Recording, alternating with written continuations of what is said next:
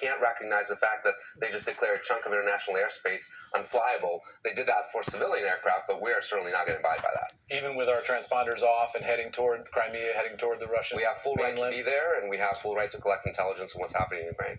Let me ask you about the banks, because that's the other big fear of contagion and escalation. You're an investor, you're a thinker, you look at what the federal government did this week. Do you think that escalation risk is back in the can, or do you think we have a problem going into next I think we have a huge issue right now. I've been dealing with this all week long with my startups that I'm a board member of. And the problem we have right now is that no one knows which banks are safe. And let's be clear. Community banks in this country and credit unions are responsible for 50% of all lending, 80% of commercial real estate lending, 45% of consumer lending. We can't let them go under and just have everyone move their money to the big four banks. But can we afford to insure all the deposits? That's a huge number. It's a $30 trillion, right? Our debt is $30 trillion. I mean, even in Washington, that's a lot of money. That's a lot of money. But on the other hand, I don't know how you can tell farmers, dental offices, dry cleaners that you have just bailed out rich people in Silicon Valley. But if their community bank goes under, you will not bail them out. I think that's a really hard call. Isn't the risk if you backstop all those deposits, though, hey, everyone is going to be taking that kind of risk. Farmers are going to find some kind of agricultural risk to get into. Silicon Valley is going to find Silicon Valley risk to get into. You are saying the federal government backstops all these deposits, so the bankers are going to go hog wild on risk. Eamon, that's exactly right, because the moral hazard issue here is very real, because if everyone knows that their deposits are safe, and the bankers know those deposits are safe, bank runs are over, which may sound great, but that means the bankers are going to take more risks like Silicon Valley Bank did, and the government's going to have to bail them out. And who pays for that? The taxpayer. Right. I mean, so far the administration has been anxious to say no taxpayer money in this deal. Republicans have been very critical of that on the Hill. They say, well, that's not quite exactly true. Ultimately, it will come back to the taxpayer. Do you think the taxpayer is going to be on the hook in the future for the next big bank run? Well, if you're going to do $30 trillion of insurance, there's no way that the banks can pay for it. Or we're going to be left with very few banks because community banks won't be able to afford it. So right now, FDIC insurance is paid for the banks, but the government is the backstop, and you're going to have that situation going forward. So we're talking about two very different issues here, right? The risk of escalation in the Russia-Ukraine conflict, the risk of escalation in a bank run scenario. Which one of those are you going to worry about more over the weekend?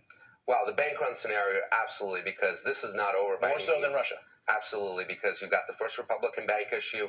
If that fails, and I don't think the regulators will allow it to fail, they understand the importance of that, but this can spread so quickly, and right now there's no confidence. I'm talking to CEOs all the time.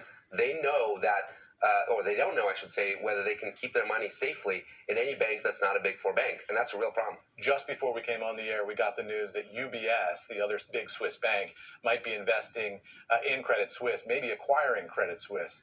Is that going to calm things in your view? No, because everyone knows that Credit Suisse is a separate issue. It's been a troubled bank for a long time. So it doesn't hurt to bail it out. Frankly, the last thing we need is another bank failure right now. But the issues with First Republic and other banks that are under pressure right now, with all these deposits going to JP Morgan, going to Bank of America, that has not ended. Here's my question about the Swiss banks in particular, right? There's a lot of money in Switzerland because of Swiss bank secrecy that can't leave. Right? A lot of oligarchs, bad guys around the world have accounts in those Swiss banks. UBS certainly knows what it's getting into if they're going to buy into that.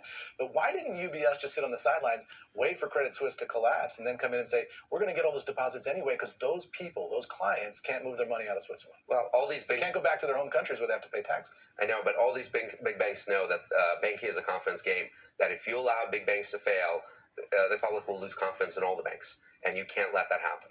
Dimitri, wide-ranging, excellent stuff. Really appreciate your analysis tonight. Thank you. And coming up, take a look at Bitcoin, surging about 36% since last Friday for its best week since January of 2021, now at its highest level since last June. Crypto-linked stocks coming along for the ride. Marathon Digital, Coinbase, and MicroStrategy all seeing huge gains this week as some consider altcoins clear winners of the U.S. banking crisis. So is crypto really a safe haven? Really? We're going to debate it next.